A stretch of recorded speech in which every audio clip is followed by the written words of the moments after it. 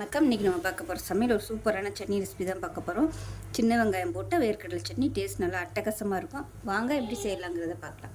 ஒரு பேன் எடுத்துக்கலாம். மெஷரிங் கப்பில் ஒரு கப் அளவுக்கு பச்சை வேர்க்கடலை சேர்த்து நல்லா வறுத்துக்கலாம். இப்போ வேர்க்கடலை நல்லா வறுபட்டுருச்சு. இதை வேறு பிளேட்டுக்கு மாற்றிக்கலாம். இப்போ அதே கடாயில் ஒரு 2 டீஸ்பூன் எண்ணெய் விட்டுக்கலாம்.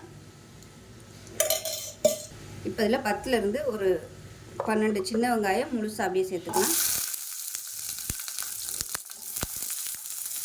இது கூடவே 5 பல் பூண்டு சேர்த்துக்கலாம். காரத்துக்கு ஏற்ற மாதிரி மிளகாய் சேர்த்துக்கலாம். நான் 10 வரமிளகாய் எடுத்துருக்கேன். சின்னதாக இருக்கிறதால 10 எடுத்துருக்கேன். இது கூடவே ஒரு சின்ன துண்டு புளி சேர்த்துக்கலாம். இப்போ ஒரு கைப்பிடி கருவேப்பிலை சேர்த்துக்கலாம்.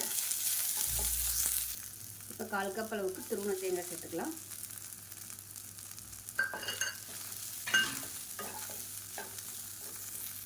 தேவையான அளவுக்கு உப்பு சேர்த்துக்கலாம். அவ்வளோதான். நல்லா வதக்கியாச்சு, அமர்த்திடலாம். ஆறுனதுக்கப்புறமா மிக்ஸி ஜாரில் சேர்த்து நல்லா அரைச்சிக்கலாம். இப்போ இந்த வறுத்த வேர்க்கடலையும் தோல் எடுத்துகிட்டு இப்போ இது எல்லாத்தையுமே மிக்ஸி ஜாரில் போட்டு அரைச்சிட்டு பார்க்கலாம். இப்போ பாருங்கள், சட்னி நல்லா அரைச்சிட்டு வந்தாச்சு. இது ஒரு பவுலுக்கு மாற்றிக்கலாம்.